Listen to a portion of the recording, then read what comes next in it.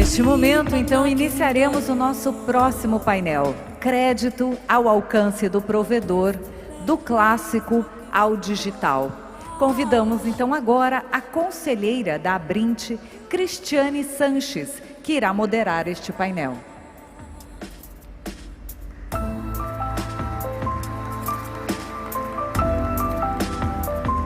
Convidamos também os painelistas, o diretor de Investimento e Inovação do Ministério das Comunicações, Pedro Lucas Araújo.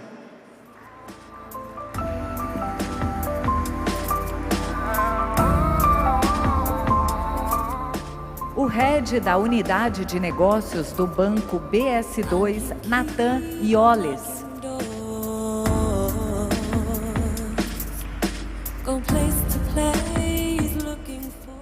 O chefe do Departamento de Indústrias Intensivas e Tecnologia e Conectividade do BNDES, Banco Nacional de Desenvolvimento Econômico e Social, Ricardo Rivera.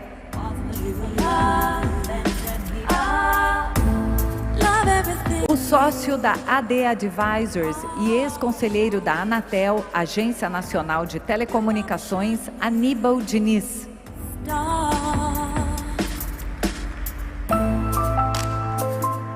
O superintendente de inovação da FINEP, William Rospendowski.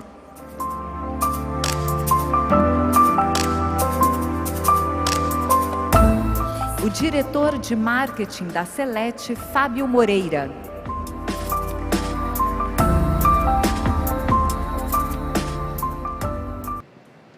Meu nome é Fábio Moreira, eu sou diretor de marketing da Celete, sou empreendedor. Estamos aí no mercado de SP há uns bons 10 anos já e eu estou muito feliz de ter sido convidado aqui para estar com pessoas tão ilustres. A gente se tornou especialista em concessão de crédito aí nos últimos 3 anos, especialmente para o pequeno e médio provedor. Concedemos aí já crédito para mais de 5.000 ISPs, ajudando o pessoal a rentabilizar suas redes. Então, fico muito feliz para estar aqui, debater um pouco e dar voz, especialmente para o cara pequeno e médio, que sofre muito com taxas de juros altas e dificuldade, efetivamente, de obter os créditos. Para que vocês também compreendam um pouco do nosso contexto, o Brasil é um tanto diferente com relação ao acesso a crédito. O Brasil tem um spread bancário da casa dos 40 e tantos %, que é absolutamente fora de qualquer padrão internacional. Quando eu coloco meu dinheiro num banco e compro um produto desse banco, ou quando eu preciso tomar empréstimo desse banco, essa diferença de cálculo é esse spread bancário. Por que o spread no Brasil é tão absurdo perto de outros países? Porque nós temos um risco relacionado à recuperação desse crédito. Enquanto nos Estados Unidos, a cada $1 emprestado em movimentos que envolvem ciência, tecnologia e inovação, existe um retorno de 34 centavos desse mesmo dólar.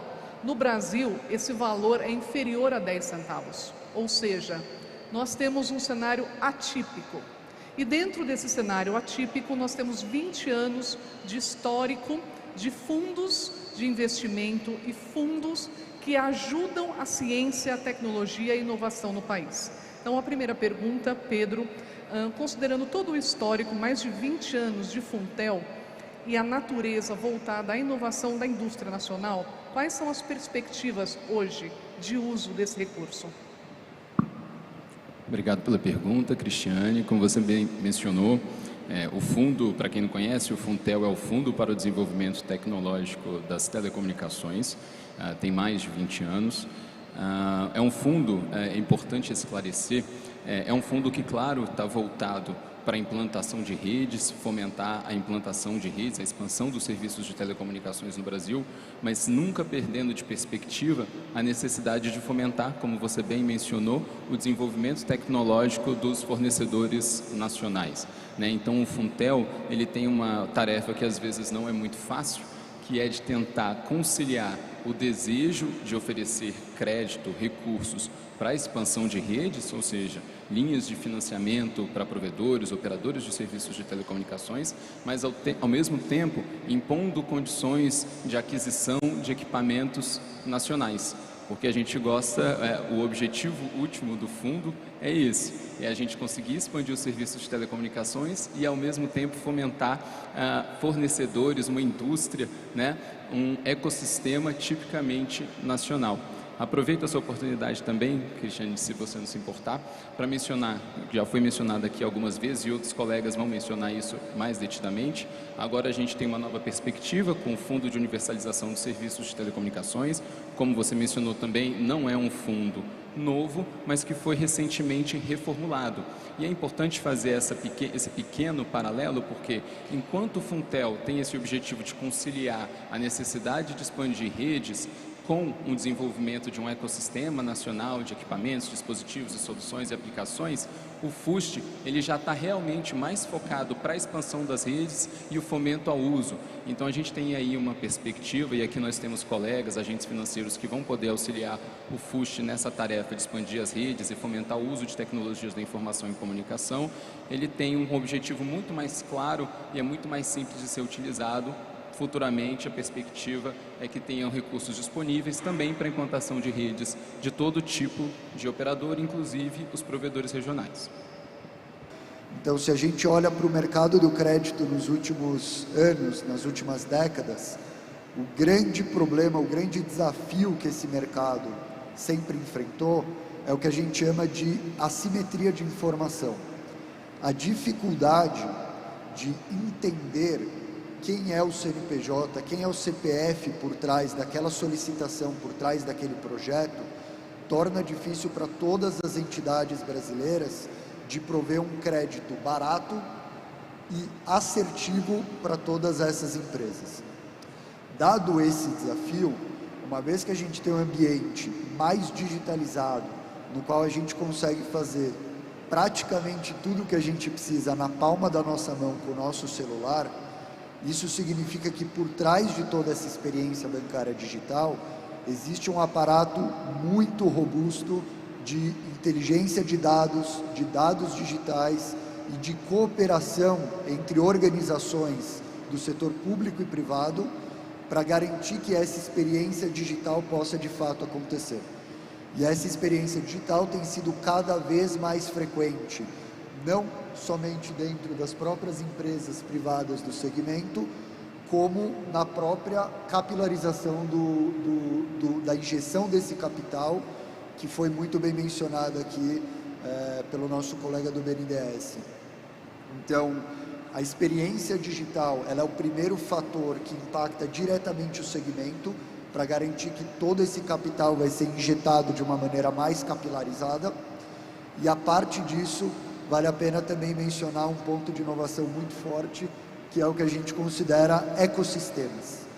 Então, ecossistemas como empresas, como associações, ou como qualquer tipo de ecossistema que a gente realmente tem no Brasil, estão se mostrando entidades cada vez mais poderosas dentro do sistema financeiro que a gente atua. E nesse contexto que hoje, muitas dessas empresas já podem virar uma própria fintech, já podem virar um banco, por meio do serviço de empresas que se auto-intitulam Banking as a Service ou Bank as a Service.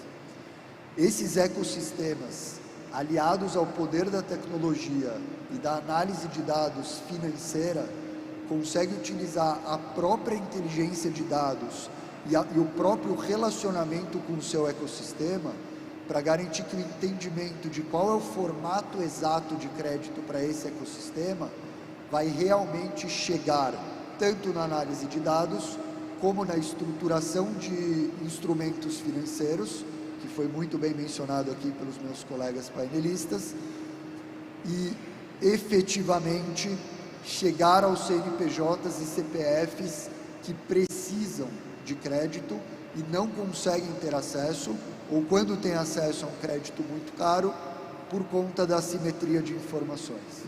Então, todas as inovações que existem e que hoje estão em curso e que estão evoluindo, elas vão muito em direção de monetizar e entender melhor esses ecossistemas e também, fundamental para o nosso segmento, evitar que a assimetria de informação ocorra e que todas as consequências negativas disso atuem nos segmentos e na população. Natan, você colocou um ponto importante sobre o aspecto da facilitação e da assimetria assimetria informacional para que aquele crédito chegue no fim. Nós temos aqui uma semelhança, né, do mercado regulado financeiro e o mercado regulado de telecomunicações. O mercado regulado financeiro também se estabelece a partir de premissas em que eu preciso às vezes de uma autorização ou então em outros casos eu não preciso. Essa flexibilidade é extremamente relevante, né, para a gente chegar com crédito no final, na ponta. E daí, pensando um pouco nesses agentes descentralizados, um exemplo importante dessa cadeia de descentralização ao extremo seriam os próprios fornecedores de produtos e fornecedores de equipamentos. Então, por favor, Fábio, conta um pouco para a gente como isso chega lá na ponta, na hora da compra do equipamento. Obrigado pela pergunta. Achei sensacional a fala do Natan. A simetria de informação, né? Assim, para traduzir para o nosso dia a dia, o grande banco, ele não consegue entender a sua operação, ele não consegue saber os boletos que você tem para receber, eles não conseguem entender as suas operações, não conseguem entender os impostos que você paga. E o provedor de internet, ele tem uma série de desafios operacionais e muitos deixaram de lado, né? Deram menos atenção para esse esmero na parte financeira, e aí isso se traduz no final numa taxa de juros muito maior, num risco interpretado pelo mercado muito maior, por falta de formalização. Então, o nosso mercado passou por muitas etapas, né? Eu, como falei, estou já aqui bastante tempo, e agora a gente está numa fase de sofisticação. Então, quem consegue demonstrar, né, de forma digital, de forma rápida, os seus recebíveis, as suas movimentações, os seus impostos, os seus assinantes, conseguem naturalmente ter uma aprovação de crédito mais rápida e também com uma taxa de juros menor. Hoje, a gente usa algumas estratégias e eu consigo liberar créditos aí até em 4 horas, né, usando esses tipos de análise. A gente não é, obviamente, tão sofisticado quanto o BS2, mas a gente tem as nossas estratégias. A diferença é que a gente é especializado em provedor, então eu consigo ver a tela dos sistemas operacionais, eu consigo ver uma série de detalhes ali que não são elementos que seriam vistos por um banco tradicional para poder liberar o crédito de forma rápida e para poder associar isso com o equipamento, porque a semente de tudo, na verdade, está em fazer uma rede funcionar de forma adequada que gere valor para o provedor. Então a gente consegue fazer essa avaliação associando com o equipamento, esse é o trabalho. Então a gente consegue garantir que vai ter um bom uso, digamos assim, desse crédito e, portanto, um risco menor. As instituições de pagamento, assim como as instituições bancárias e financeiras em geral do Brasil, estão se estruturando cada vez mais para aproveitar esse novo patamar de informações digitais que existem disponíveis e que está ficando cada vez mais completo. É nesse contexto que entra todo o projeto do Open Banking aqui no Brasil e tudo que o Open Banking prevê, né, que é basicamente o acesso a dados e o verdadeiro conhecimento do cliente da ponta final de uma maneira segura, de uma maneira rápida e de uma maneira assertiva, de modo que toda essa parcela do mercado e essa parcela da população que não consegue ter acesso às melhores ferramentas de crédito, consigam ter isso do setor público, consigam ter isso do setor privado e consigam participar desses ecossistemas que fomentam entre si cada uma das soluções. Fábio até falou para mim lá atrás que ele, que é do próprio segmento de provedores, tem dificuldade, tem um super desafio de analisar determinadas empresas de determinados estados brasileiros. Se ele tem dificuldade, imagina o mercado financeiro. Imagina quem não está próximo desse mercado, quem não está próximo dessa realidade e que precisa usar de ferramentas que sim estão se desenvolvendo, mas que ainda estão num caminho para que realmente toda essa parcela possa participar desse projeto de uma maneira mais democrática. E com a colaboração entre todas essas entidades públicas, privadas, com o empreendedorismo, com o fomento à economia, esse é um caminho que, na minha visão, não tem outro resultado que não uma economia muito mais próspera, tanto para a parcela que já é atendida de uma maneira boa, mas principalmente daquela parcela que vai se beneficiar tanto da inclusão financeira que a gente está vivendo e vai viver ao longo dos próximos anos com uma velocidade sem precedentes. Fábio, nós queremos comprar barato e com acesso a crédito. Vamos lá. Eu estou pensando aqui, a gente está falando de conectividade, né, e um pouco sobre inclusão aí dos desbancarizados. Se a gente olhar, a gente gosta de olhar aqui no curto prazo, mas se você olhar nos anos 60, as mulheres não tinham direito a ter CPF. Então, se elas queriam ter uma conta bancária, elas não podiam. Então, ela precisava de dinheiro, ela tinha que pedir ou para o marido ou para o pai. É uma coisa absurda, bizarra a gente pensar isso, mas não faz muito tempo. Trazendo agora para o século XXI, temos aí dezenas de milhões, de pessoas sem conta em banco. E tem aí algumas empresas que estão à frente, que estão criando soluções digitais para trazer essas pessoas, que conseguem entender os hábitos de consumo e pagamento desses excluídos. Quando você traz a conectividade, quando você traz a tecnologia, você consegue pegar essas pessoas que estão aí à margem, dar crédito, dar microcrédito, dar banda larga, a pessoa vai poder assistir a sua televisão, vai poder pedir seu iFood, vai poder ser mais um elemento de consumo. Isso vai, obviamente, trazer riqueza para todos nós, país. O papel do pequeno provedor é incrível, é fundamental, porque ele está ali dando, na prática, um microcrédito, eventualmente para a família que tem todos os CPFs protestados, mas ele vai lá e fala, não, eu vou dar a banda larga para você, você tem direito a acessar a internet, você está incluso no século XXI. Então, daqui a alguns anos, a gente vai achar absurdo alguém não ter uma conta bancária. E o papel dos pequenos além da tecnologia, também entender o consumo desses assinantes e trazer uma série de coisas aí que vão revolucionar certamente os hábitos dessas pessoas. Obrigada, Fábio.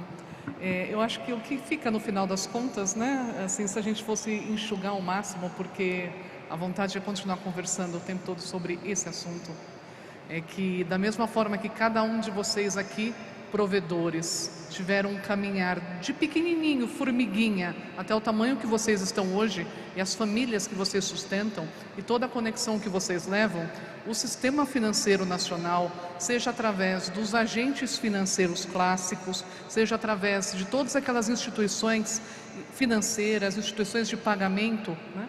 Eles estão se mobilizando para tentar atender todas as empresas de pequeno porte e de médio porte. Então, que a gente continue acompanhando esse mercado e torcendo para o crédito chegar na ponta. Obrigada a todos.